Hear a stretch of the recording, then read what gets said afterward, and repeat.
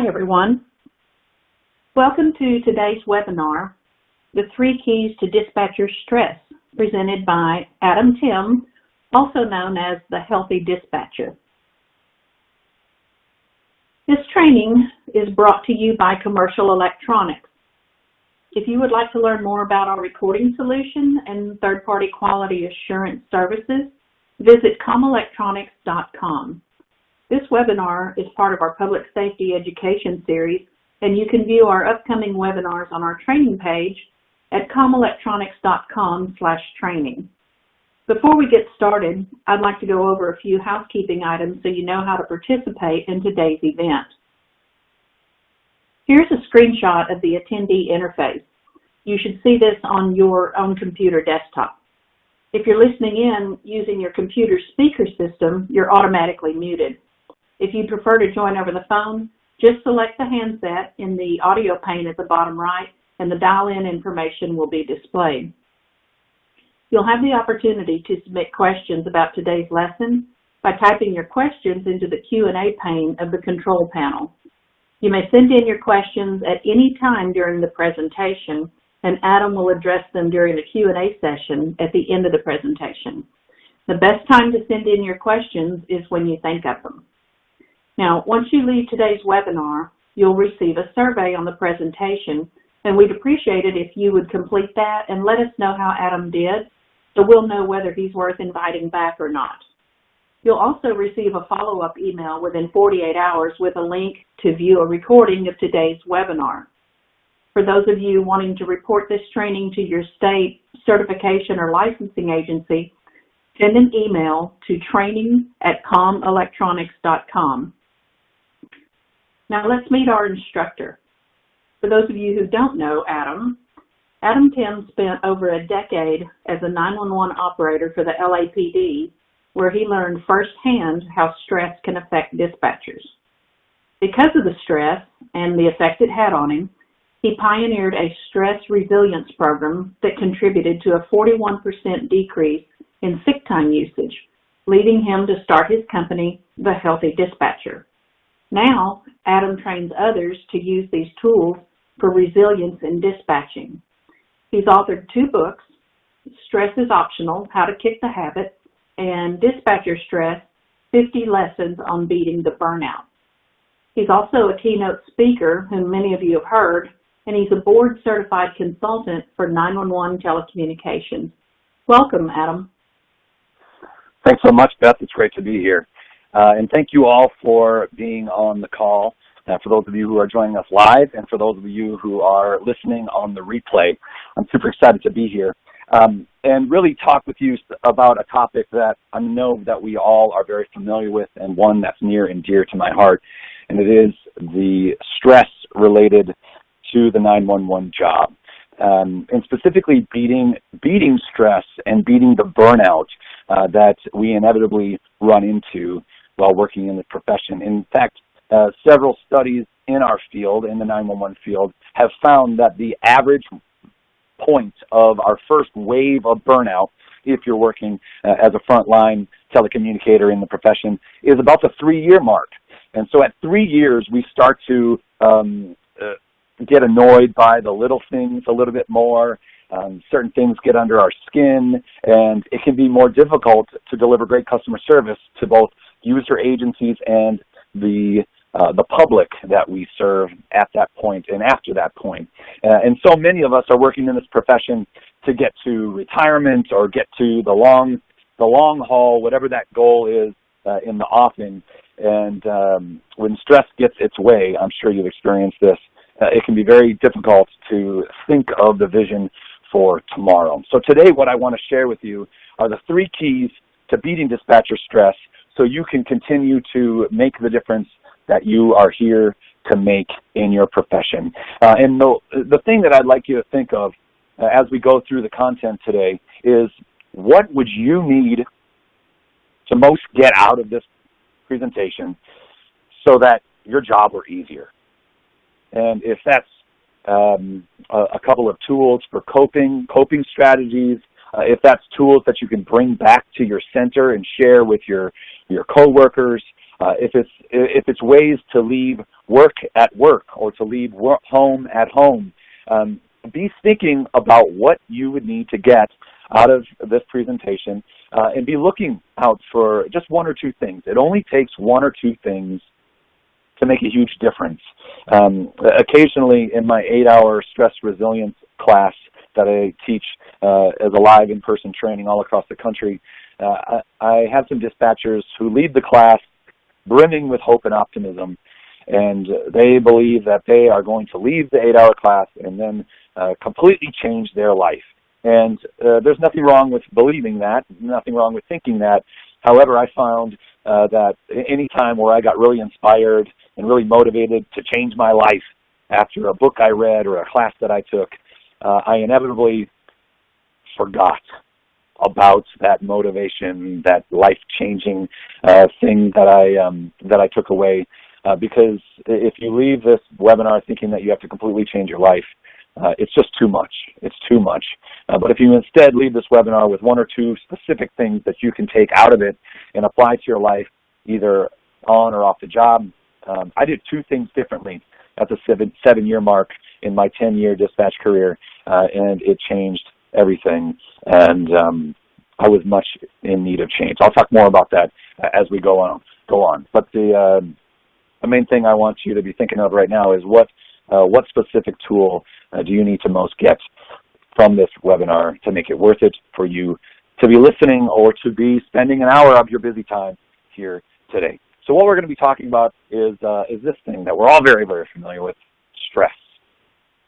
And specifically what I'd like you to consider is your personal definition of stress. How do you personally define stress? You might define stress by the circumstances that create stress for you. You might define stress by the way it feels in the body. You might define stress by those annoying coworkers or supervisors or callers. Please consider right now how you define stress. Have in mind right now what your personal definition of stress is. And if you are taking notes right now, which I encourage you to be taking notes if you're listening, write down your personal definition of stress. We need to know what we're talking about from a personal perspective if we are to get anything out of this conversation. Maybe you've heard that stress is subjective, meaning what creates stress for you may not create stress for me and vice versa. And if you don't unpack your personal definition of stress, how can you begin to talk about this thing? So how do you define stress? Now, however you do define stress, a good way of understanding how much stress a given circumstance or situation in your life creates for you is right here. On the left, we have expectation. On the right, we have reality. And the distance between these 2 points determines how much stress a given circumstance or situation in your life creates for you. When I was 24 years old, I started as a 911 professional for the Los Angeles Police Department, and I had an expectation that people would only call 911 for real 911 emergencies. I'm from small town Minnesota. To this very day, I have yet to call 911 for any reason at all.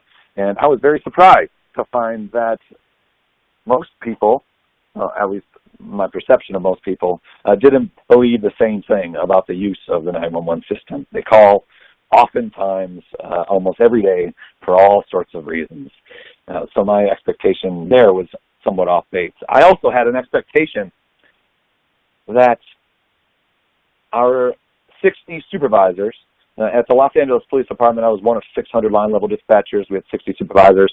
And I had an expectation that all of our 60 supervisors would lead us boldly into the future with kindness, caring, and clear leadership vision. I also had an expectation that I could easily keep the rigors of the job from taking over the rest of my daily life. How far do you think my expectations were from reality? Very far. Miles and miles separated my expectations from the reality that I later learned to be the truth, and which is why I was starting to burn out in my career at about the 2-year mark. And in fact, it was at the 2-year mark that one of my coworkers came up to me and she said, "Adam, you have been in this job for far too little time to be as disgruntled and crusty as you already are." And being an overachiever, a fast learner, I had surveyed the landscape and seen that the more tenured coworkers of mine, with the ones with 25, 30 years on, were a little burnt out, a little crusty, and if I had done that in 2 years, I was an overachiever. That was something to be proud about. Not something to be proud about, by the way. All that you have to do is look at my disciplinary record. Continuing on, what we're going to be talking about today is the difference between good stress and bad stress. You likely know that not all stress is bad. Good stress is the pressure that tunes championship teams. Good stress is the type of stress that causes you to put a little bit of extra time into something that matters to you, whether you're working on a presentation, whether you're sitting at the console and you feel your senses are heightened and you can perform at a higher level. If you are an adrenaline junkie, that is a positive relationship with stress.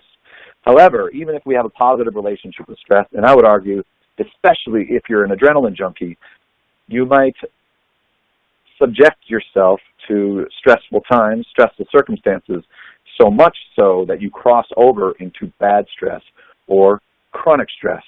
And I love this graphic because it really sums up perfectly what we're talking about here. On the left, we have performance. On the y-axis, we have performance. On the x-axis, we have pressure or stress level. And you'll see, to a point, as the pressure increases, as the stress level increases, so does your performance level. And in fact, there's this zone of good stress. The stress psychologists call it eustress, where focus, motivation, and creativity resides. However, once we push over the peak, we start to see some of these symptoms of exhaustion, anxiety, panic, anger, overload, and later burnout. Now, your ability to dwell in this optimum band of eustress or good stress is determined by a few different things. One of the most important of them is your level of resilience. And the three keys that I'm going to share with you today are really about boosting your level of resilience. Resilience is the ability to bounce back in the face of hardship or adversity. Resilience is the ability to perform at your best on a consistent basis, to bend and not break. And I'd like you to consider, why does resilience matter to you personally? Why does it matter for you personally to have higher levels of resilience to draw from so you experience less stress, both on and off the job? And the research in our industry has found the power of resilience. In fact, one study done in 2015 by Kim Turner, who's a communications administrator at San Bernardino County Sheriff's here in California, she did her 2015 master's thesis on the effects of stress in 911, and she found that the more resilient dispatchers in the sample called in sick less, felt more in control of their workday, derived greater levels of work satisfaction, which translated to greater levels of life satisfaction. Another study done in 2010 by Dr. Michael Gould, he did his doctoral thesis on the effects of compassion fatigue and emotional labor in 911, and he found that those who thrive in this profession, 15, 20 years to retirement and beyond, are the most resilient. So the research backs it up. The definition likely sounds interesting to you, but I want to know, why does resilience matter to you? And you might take pride in your work product. You might want to be able to shut the stress off, shut work off, and then go home. So I'd like you to consider specifically why resilience matters to you. And really what I'm asking for you to consider is, what is your vision of a life of less stress? The job that we do is stressful. That's just part of it. And if we don't have a compelling vision for what might happen if we're able to take care of our stress and boost our resilience, we might not do anything differently tomorrow. One of my early mentors said what's on the top of this slide. He said, pain pushes until vision pulls. You likely have experienced the phenomenon of pain pushing when you're locked in a few days, a few weeks, a few months of stress, and you're wearing shoulder earrings, and you're all tense, and you feel frustrated and overwhelmed and unwilling to, or unable in some ways, to control your circumstances. That's pain pushing you. But if you have a compelling vision for the future, it can literally pull you out of those more challenging times. And your compelling vision for the future, in the context of the conversation that we're having right now, is what would it be like for you to experience less stress both on and off the job? What would that mean for your family life, your home life? What would it mean for your work product? And the more identified you are, and the more clearly you can see this vision of less stress, the more likely it is that you are going to take a couple of things out of today's webinar and do something with them. Now, I wish somebody had asked me these questions before I got to this point in my career. This is a picture of me at about the 7-year mark in my 10-year frontline telecommunicator career. When this picture was taken, I was suffering from all of the attendant effects of daily chronic stress. I had tension headaches, migraines, an ulcer, regular indigestion, anger and frustration at the slightest thing. And it was not only vented on callers and coworkers and supervisors. I was also a hardcore road rager, fighting for justice on the LA freeways. And it wasn't until I realized how bad things got that I decided to do something about it. And it was at the 7-year mark that a friend of mine invited me to take a stress reduction class. And I learned tools for practicing mindfulness, and I learned how to be more self-reflective. And what I started to understand through this 6-week stress reduction class that I took was that I was the problem. And within 6 months of taking that class, my life had completely transformed as I began to use these tools on a daily basis. And I learned that I hadn't done a very good job prioritizing my resilience. And as a result, I was taking out my anger and frustration on callers, on coworkers, and supervisors at work, and blaming it all on them, blaming the callers for being so stupid, blaming my coworkers for being so lazy, blaming my supervisors for gunning for me, completely overlooking the fact that I was giving them ample ammunition to gun for me. See disciplinary record. I'm not proud of the things I said on a recorded line to the non-emergency callers. The callers who believe they have an emergency, like my 8-year-old won't obey the house rules, like the ice cream truck is too loud, can you have them move down the street, like the neighbor kids are playing ball in the street, they might hit my car. I'm sure you get these calls in your area as well. And I found that the words that I chose and the tone that I used when dealing with these callers especially determined a great deal whether or not they hung up in a huff and called back and asked to speak to my supervisor. Yeah, I was the problem child at my center for 7 years until I did something about it. And the 3 keys are, they encompass some of the specific tools that I used at the 7-year mark to beat my burnout and become a very different person. And I worked at the LAPD for 3.5 more years after I made my transition. And it was sometime in that last 3.5 years before I left to do training and speaking full-time that one of my coworkers came up to me. Her name is Rhonda. She came up to me and she said, "Adam, I don't know what you did, but you are so much easier to be around now. Back then, we were calling you Angry Adam behind your back." So this is one of a few pictures of Angry Adam that exists. And I didn't know it, but I was going up in flames and was making my life much more difficult than it needed to be. And maybe you have snapped at family members after a stressful week. Maybe you have taken your stress out on those closest to you. Maybe you've gotten in trouble at work. I'd like to do a poll here. We have a couple of poll questions. I'd like to see how many of you have ever taken your stress out on your family members. If we could run that question now, Beth.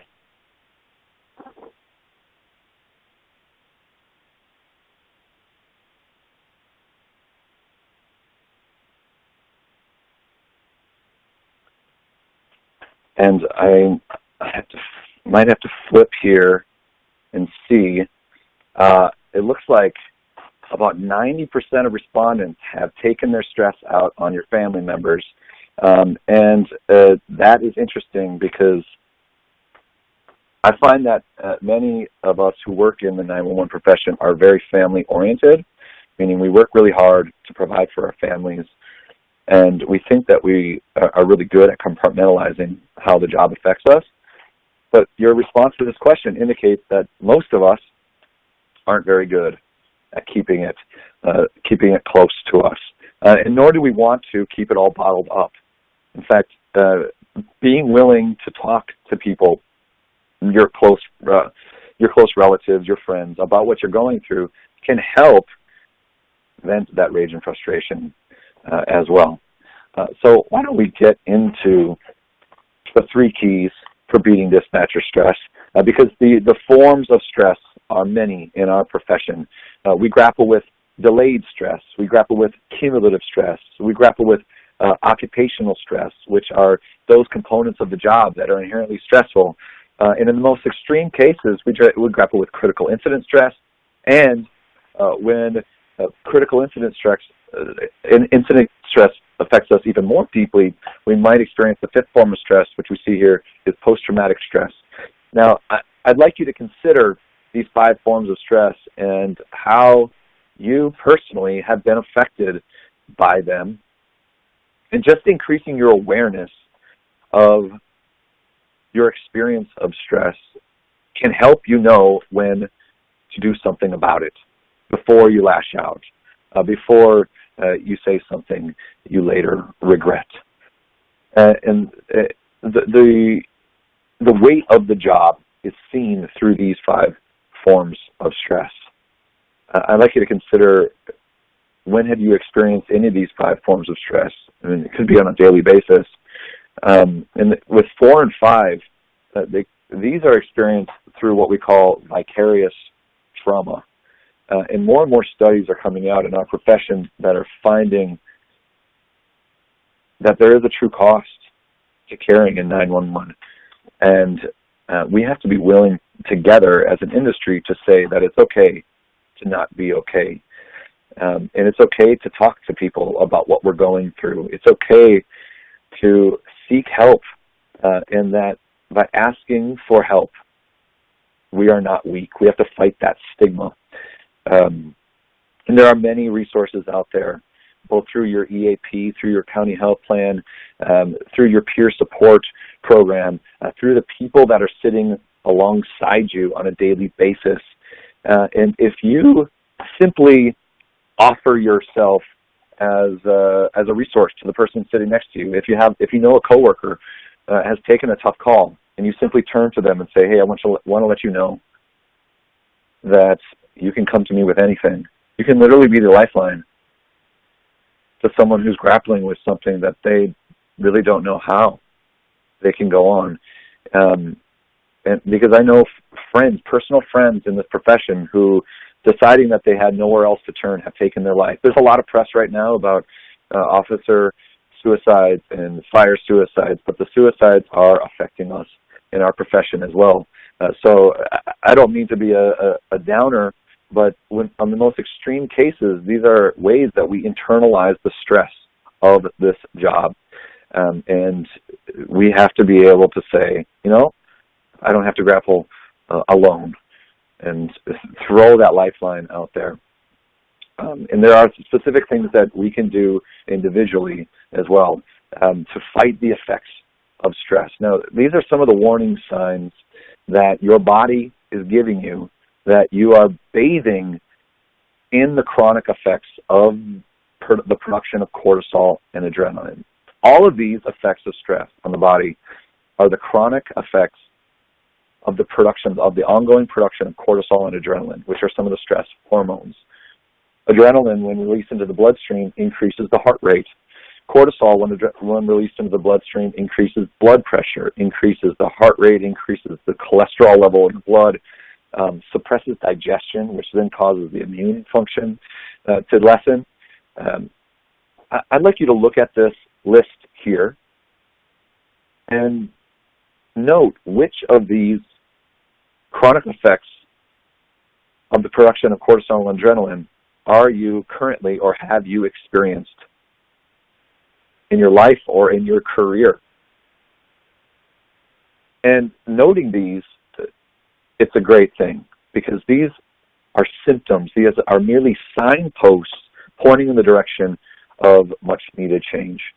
As Angry Adam, I didn't know that my anger, my irritability, my concentration problems, sleep issues, my stomach cramps, my reflux, my ulcer, the reason that I was sick all the time, I didn't know all of these were telling me something about my stress situation. And when I took that 6-week stress reduction class, it cleared up most of my chronic stress symptoms, most of the symptoms that I was experiencing from this list here. We often, when we're experiencing some of these effects, we wrongly associate these effects with these being just the way things are. And so we go to the doctor, we say, and the doctor says, hey, you got high blood pressure, take this prescription. The doctor says, here's some Zithromax, here's some antibiotics for your immune function. Not giving credence to the fact that there are so many things that we can do to unplug from the stress response. It's the overactivation of the stress response that's the problem for all of these things. And we have to unplug from the stress response. That's what the 3 keys are all about, lest we end up like the dreaded boiling frog. Did you know that a frog, when placed in a shallow pot of water atop a range, will sit in that room temperature water? If you turn the range to medium as the water gradually increases in temperature, the frog, being cold-blooded, will adjust its body temperature. Turn the range to medium high as the water increases in temperature, the frog will adjust and stay in the water. Turn the range to high as the water gradually begins to boil, the frog, which can jump out at any time, adjusts its body temperature until it dies. And this is not unlike you. As a 911 professional, you are resilient by nature. You are a heroic caregiver to the world. You can take on more than most. And we take on more and more and more, adjusting to the rising pressure, the rising temperature of everyday life until something happens. And it doesn't have to be a cataclysmic health malady. It can just be saying the wrong thing at the wrong time. It could be snapping at the people closest to us. Now we have to be able to proactively decrease the pressure in the system that is our lives. And we have to jump out of the rising temperature of the water before that happens. And this can be as simple as saying no more often. This can be as simple as actually taking a vacation and not filling it with more tasks. And I'm giving you kind of some foreshadowing into the 3 keys. And here's another great question that you can ask yourself on any given day or at any given moment. Do you have the space to respond, or do you react? Do you say the first thing that comes to mind, which is from a reactive state, or do you have the space to respond? If you have ever said the first thing that came to mind and later regretted your words, you have reacted. All 3 of my sustained citizen complaints while working the non-emergency complaint line were because I reacted and didn't respond, or because I did not have the space to respond and said the first thing that came to mind, which was not the best way forward. I didn't know that the lack of space in my thinking was caused by the overactive stress response. So it's when we're most reactive, when we're most tired, when we're most crusty, when we're most stretched thin, that we need to proceed the most with caution. And we need to start using the 3 keys proactively so that we have the space before we react. Because William James said, what's on this slide here, he said the greatest weapon against stress is our ability to choose one thought over another. I love this quote. It's so powerful. It's so simple. However, it's deceptively simple. Because if you come to me one day and you say, hey, Adam, I'm feeling kind of stressed, and I say, don't worry, just choose different thoughts, you might punch me in the face, depending on how you're feeling on that given day. Because so often we can't even see the thoughts that propel us ever forward. They are merely the lens with which we see the world. So in order to create some space to sift through the thoughts that are pushing us ever forward, we need to boost our resilience. That's what resilience is all about. So let's get to the first key for more resilience, shall we? The first key is to change your stressors. So stressors are those things that you perceive as stressful. What are your top stressors? If it's a work-related stressor, what is that specific work-related stressor? If it's finance-related or money-related, what's the specific stressor? If it's child-related or family-related, I'd like you to consider your top stressors right now. Bring them to mind.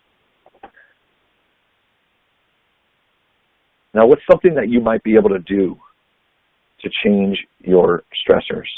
For me, my number one stressor was non-emergency callers. Or if someone had asked Angry Adam, what's your number one stressor? I would have said non-emergency callers.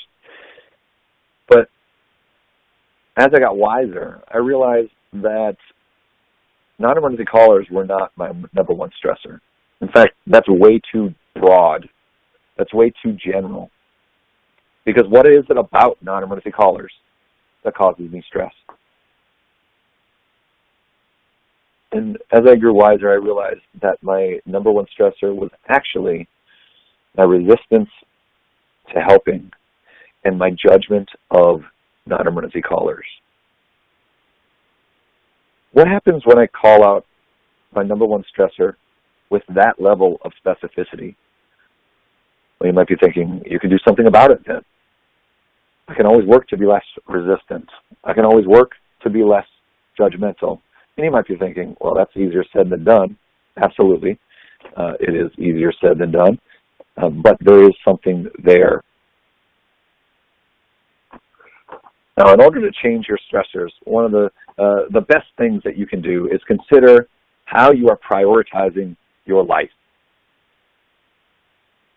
How much time are you spending on the things that matter most? And you might be saying, well, we're working overtime, there's not enough time.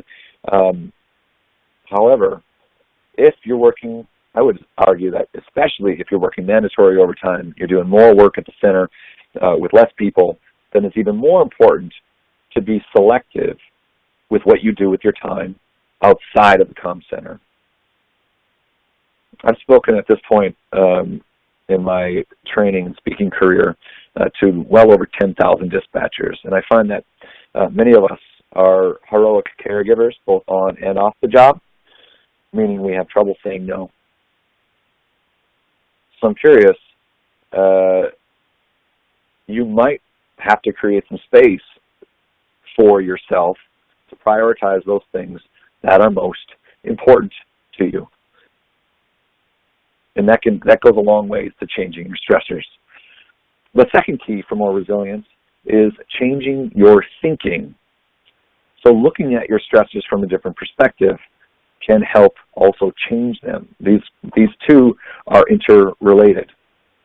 Now, you might be thinking, well, again, that's easier said than done, and I agree, which is why I wanted to give you two powerful tools to go from react to respond. And the two powerful tools to go from react to respond can help you tap the power of this equation here. In this equation, event plus response equals outcome. And outcome is another word for results. And I'm curious, if you don't like your results, if you don't like the outcomes of your actions or your responses, where's the power here? Well, obviously, we have to change our responses. Now, in order to change our thinking, we need to create some more space between events that cause us stress. So events are your stressors, those things you perceive as stressful. Your response to these events often is so close, so interwoven into the events that you have no space to choose. And the rub is you can't blame events. You can't blame external events for your lack of outcomes. You have to change R. Now, you can blame events for your lack of R. I did for 7 years. I blamed everybody else for the way things were turning out for me. But I found that there was a very disempowered state. And it wasn't until I started creating space between my most stressful things and my response to these things, that I was able to choose different outcomes. And that's what the two powerful tools to go from react to respond are all about. And the first powerful tool to go from react to respond has nothing at all to do with Brad Pitt. I just want to make sure you're paying attention here. It's actually the PITT Maneuver. The PITT Maneuver is something that you can use at any time you're feeling your stressor is about to take over, you're feeling like you're about to say something you later regret. The first step is to pause. Hit the pause button. And then inhale. Take a breath. If you're able to do these first two things, you've already created some space to then think. And on the third step, the think step, I'd like to ask the question, how would I rather have this turn out? And while I was working the non-emergency complaint line, after the 7-year mark, after I got my third sustained citizen complaint, which got me unpaid suspension days, I was dangerously close to losing my job. And so I answered this question very simply. How would I rather have this turn out? No complaints.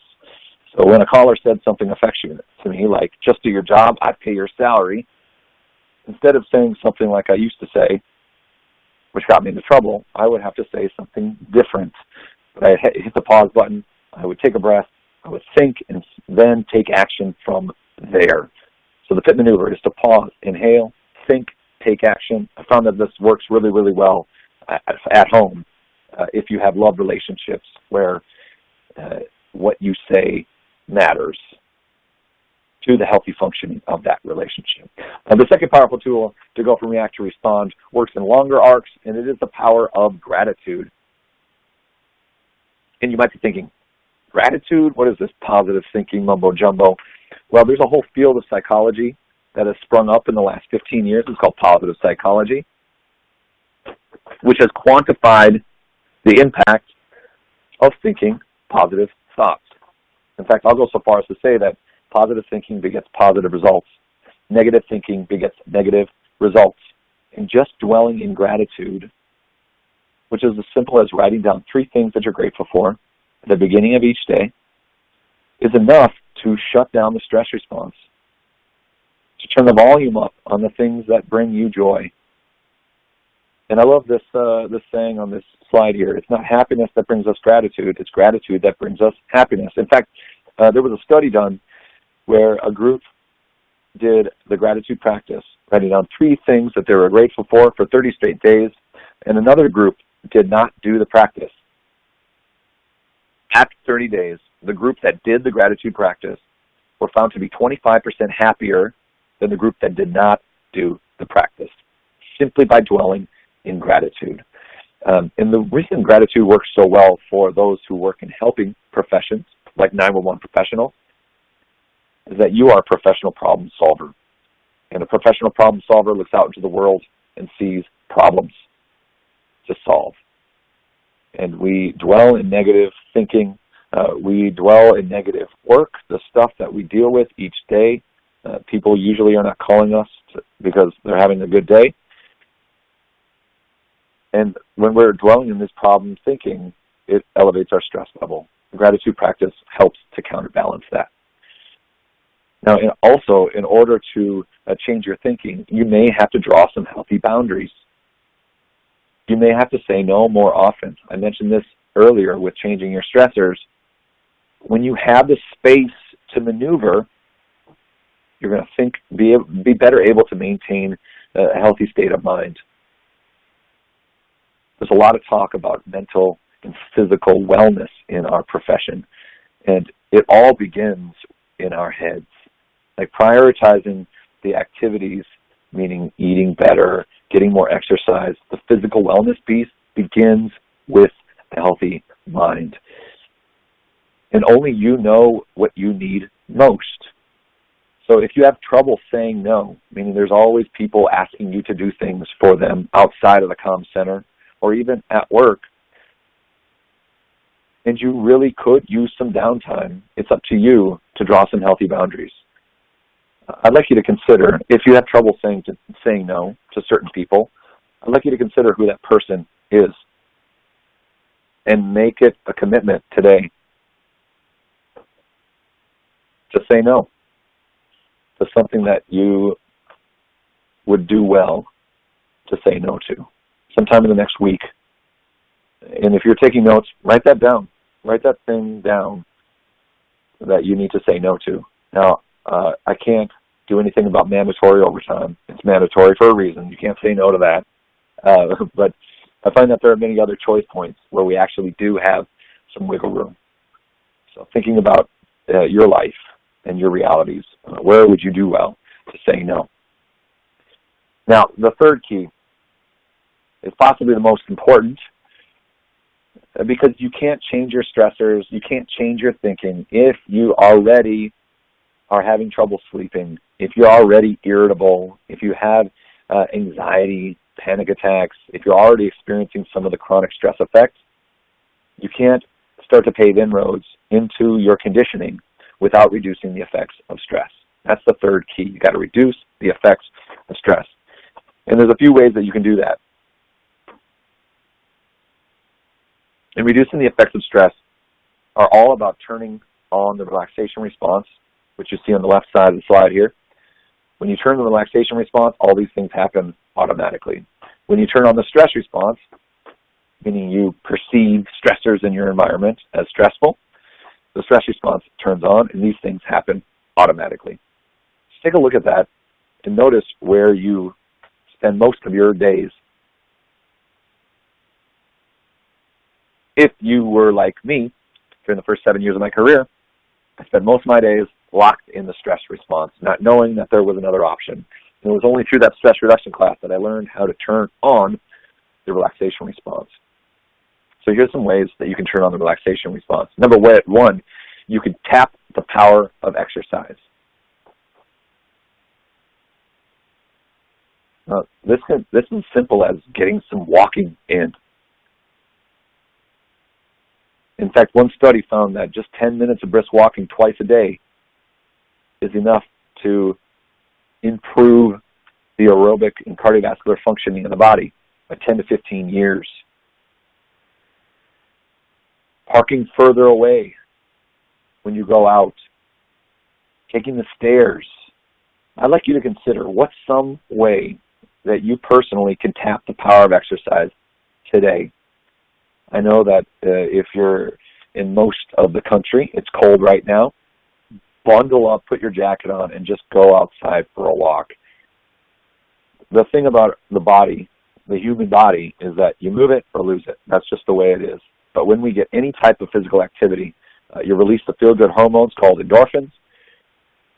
You further oxygenate the blood, and you just feel better. I think all of us have a commitment or have made the commitment at some point in our lives to get more exercise. We have to stop just paying lip service to that and do something about it. The one thing that I will encourage you to do is meet yourself where you're at. So if you haven't exercised much in the last 6 to 12 months, you don't have to sign up for a 10K. You don't have to start going to the gym for 60 minutes every single day. Just do something. Start where you are. The other thing that we can do to reduce the effects of stress is to breathe. And I told you that I did two things differently. I took the stress reduction class. I did two things differently. One of them was I sat in a chair each day, and I just took breaths. I breathed in and out of my nose for 15 minutes, once a day. And I did that before my shift, before rushing in to my shift. And I realized that I had more space to work with callers, more space to work in difficult situations on the radio, more space to do the things that I really wanted to do. It started with headspace. Now, the one way that you can tap the power of the breath is to just set aside 5 minutes each day. Set a timer on your phone to breathe in and out of your nose. That simple. I found that we need specific tools while sitting at the console, working a tough call, working a critical incident, working an officer emergency. And the breath provides a gateway to more mindfulness. And just 3 deep breaths into the lower belly has been found to shut off cortisol production. And you can do this right now. Just bring some uprightness to your body, posture, to your upper body, and just take 3 deep breaths using your diaphragm. And you're doing it right if your abdomen inflates and deflates on the in-breath and out-breath. Try this right now. Take a couple of deep breaths, feeling the abdomen inflate. And if you're doing it right, the diaphragm will stretch out. The diaphragm is that thin muscle that separates the lungs from the rest of the internal body cavity. 3 deep breaths stretching out the diaphragm with each breath turns on the relaxation response automatically, creates more headspace, and it calms anxiety. There's so many benefits to it. If you would like some guidance creating a practice of the breath, there's a couple of great apps that I use. One is called Headspace. Another one is called Calm, C-A-L-M. And I started a stress reduction class at the LAPD Center, and it was a once a week, 15-minute guided breathing session. That's all it was.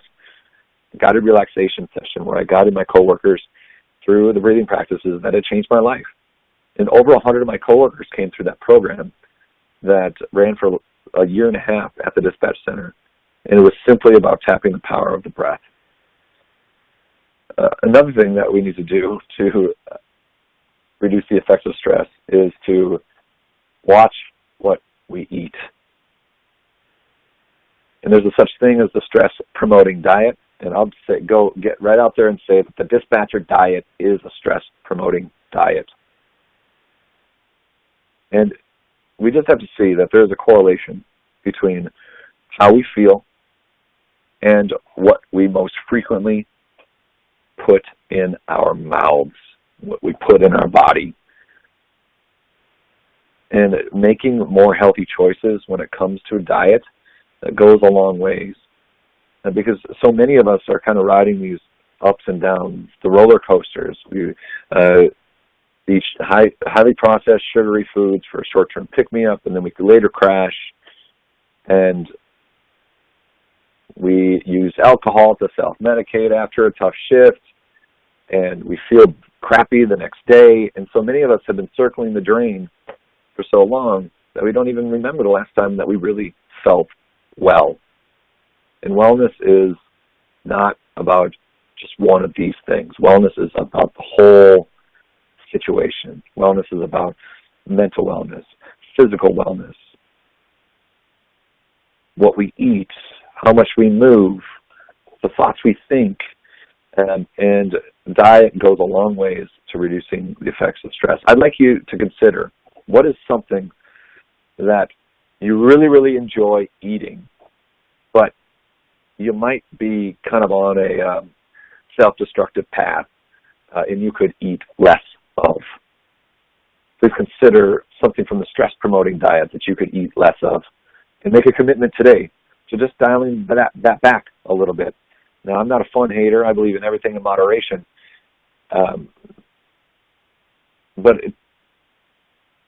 oftentimes we're kind of mindlessly shoveling food in our face instead of consciously choosing what we eat. Now, if you also eat some of the stress-reducing diet, fresh foods, including fresh vegetables, fresh fruits, while eating less of the stress-promoting diet, it's a 1-2 punch, and you will definitely notice a correlation between what you eat and how much more energy you have, how much more sharp you're thinking.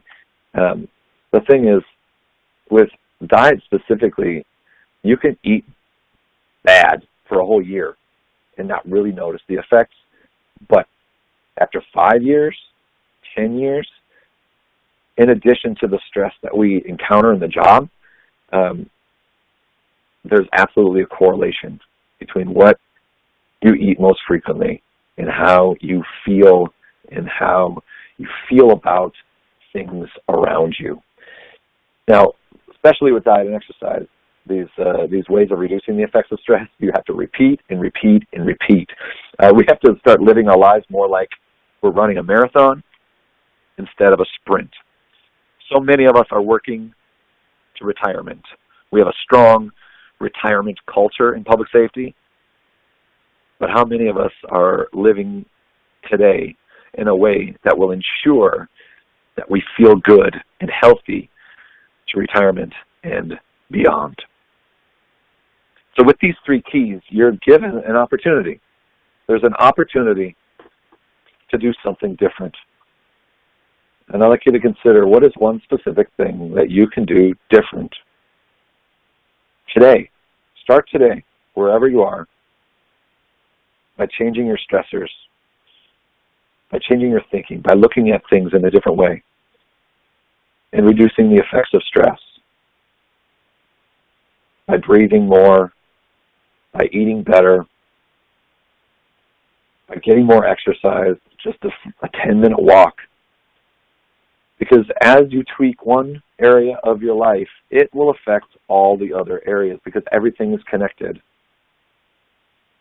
How you think, how you feel about your body, how you treat your body, your behavior. And as you tweak one of these areas, the other area is affected, as well as how you impact the environment around you, and whether you can insulate yourself from the tough environment that is oftentimes life in the comm center. So you have a choice. You have a choice to pick up some of the tools that we talked about today and start to blaze a new pathway. And what I found in my own personal experience at the 7-year mark, that it takes about 3 to 4 weeks of using some new tools to begin to form new habits. And as you blaze this new pathway, you might reach an impasse, because it can get difficult. It can feel like all you're doing is heavy lifting on top of everything else that you're doing. And the temptation when you reach an impasse, as you're blazing this new pathway, is to get off that pathway that you're blazing and jump back onto your old, worn pathway. Because your old, worn pathway will still be there. It'll be waiting for you. The temptation will be great. But I would encourage you to continue to blaze a pathway, because it will get easier in time. And in time, that new pathway becomes the pathway that you will continue to choose each and every day. So the parting words I have for you here is that you make a difference. May you be proud of the work that you do, the person you are, and the difference that you make. And keeping that in mind, your bigger why you show up each and every day for this sometimes unforgiving and very challenging job, it can help further the choices that will help you boost your resilience. So I kind of want to get into some Q&A time. But first, Beth, do you have anything that you want to share here? I do. Thank you, Adam. This has been a great presentation. We'll get to questions in a moment, but first I wanted to let everyone know to join us next month, same bat time, same bat channel, Wednesday, January the 8th at noon Central Time for 911 Technology for Non-Engineers, Episode 2, The Rest of the Story. It's sure to have you on the edge of your seats. So now we can go on into the questions, and we do have a few questions for you, Adam. The first question that we've got for you is, did you change your attitude during the 6-week class, or did it take longer than that? No, it was within 3 weeks, actually, of that 6-week class. I started to see, for lack of a better term, the folly of my ways. And one of the areas that was most ripe for change in my life at the time was I was in this toxic relationship at home. And I knew within 3 weeks that I had to get out of that toxic relationship if I was going to start to make a positive change. And so I ended that relationship. And within 6 weeks, I saw more and more things that I needed to drop. And one of them was my bad attitude. And because I made that choice, it flowed into many other things. But really, writing in a journal helped with that. Sitting and being still for some period of each one of my days helped grant me more and more self-awareness. So with self-awareness, I saw that I was the common denominator in all of my challenging situations, that I was likely at fault. Okay, then. On one of the slides, you had to determine what your stressors are. One of the questions is, what if you can't determine what the exact stressors are? The signs of your activation of the stress response will tell you. So if you clench your jaw, if you feel hot under the collar, if you feel tension in your chest, clenching in the chest, or your stomach, each body gives different signs to the activation of the stress response. Those are the symptoms that you need to be looking out for. And like what I found was that I had been stressed for so long that I didn't realize that I was carrying on all of these stress symptoms. I was experiencing stress warning signs like anger and hostility, frequent disappointment, tension. All of these were signs that I was stressed. And just start dealing with your stress symptoms, meaning bring awareness to your symptoms and start deploying some proactive steps. And some awareness will bring more awareness, and you'll see more opportunities to shift through the space provided through that self-awareness. Okay. Another question, how can you tell when you are, quote unquote, breathing as opposed to just suppressing anger and stress? Well, the telltale sign is whether you're stuffing your feelings down. We have a tendency to think that venting and complaining is good, and there is a therapeutic way to vent and complain, and it's to do it in short bursts, but not to vent and complain all the time so that we are the negative Nelly or the angry Adam at the center. So if you're keeping your feelings bottled up and you're just stuffing it down, then you're not coping with your stressors in a healthy way. There's a relaxation that comes with actually breathing, and so bringing awareness to how you hold your body and awareness to your posture can help also increase relaxation. And that's why it's really important. We're so busy. We're all so busy that if you are off to the races as soon as your alarm goes off in the morning to when you collapse at the end of the day, and you really have no space, you can't know what you're carrying around in your body. So you have to start creating space. And it doesn't have to be 5 minutes. It doesn't have to be 15 minutes. It can be literally 3 breaths right now. And you just notice the tension or how you're internalizing your stress. Okay. We have a request to go back to the slide before your last one. I think it's the one, may you be proud of the work you do. Yeah, there it goes. Can you go back to that slide? There you go.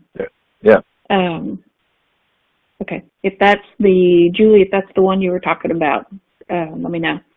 And then somebody wants to know, do you have a book out concerning this topic? I do, absolutely. I have 2 books, but the one most appropriate to 911, obviously, is Dispatcher Stress, 50 Lessons on Beating the Burnout. And it is available on Amazon right now. And I'm actually doing a special offer for bulk orders. If you want to order more than 20 copies for your center, you can reach out to me directly, and I will ship them directly from my office, so you don't have to go through Amazon for that. But yeah, Dispatcher Stress, 50 Lessons on Beating the Burnout. It's full of, most of what I talked about in today's webinar are contained in the lessons in that book. Okay, and everybody will be getting a copy of this slide presentation once the webinar is finished, so you'll get that probably within the day. And then also, how would you approach a coworker who is clearly experiencing burnout? Very carefully, because you don't know how aware they are of their situation. I find, like, I was unconscious. I was sleeping for most of my 7-year career. And if someone had come to me and say, hey, Adam, it seems like you're a little burnt out, I likely would have snapped their head off. So you might point them in the direction of resources. You might share with them how they might have treated a caller differently, how they might improve their work performance. You might just ask them how they're doing. I mean, the leaders in 911, so the best managers, the best directors, best supervisors, best line level dispatchers who are also leaders are willing to be vulnerable and ask questions. Like, if we start caring for each other in the comm center more and better, it will go a long ways to help change the culture in our centers as well. Okay, and I think that answered the next question too, about how to get through to an employee, just how negative they're being. Yeah. So you got to be gentle and careful with that, because negativity begets more negativity. So how do you take the high road in the service of the greater good is really the best question. Prepare for that conversation beforehand. Don't wing it. I'll say that. Okay. Very good. Again, we'd like to thank Adam for his time today in this great session. If you want to contact Adam, his email is right there right now.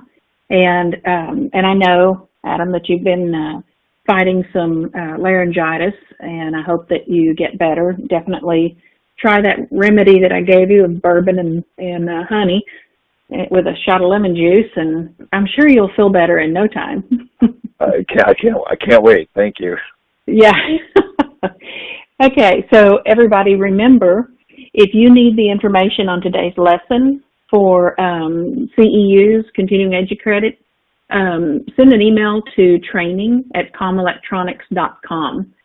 Thank you for joining us. This presentation has been made possible by Commercial Electronics, provider of public safety solutions, including Higher Ground NG 911 recording, Sequit third-party quality assurance program, and Carbine 911 next generation call handling platform. Have a great day.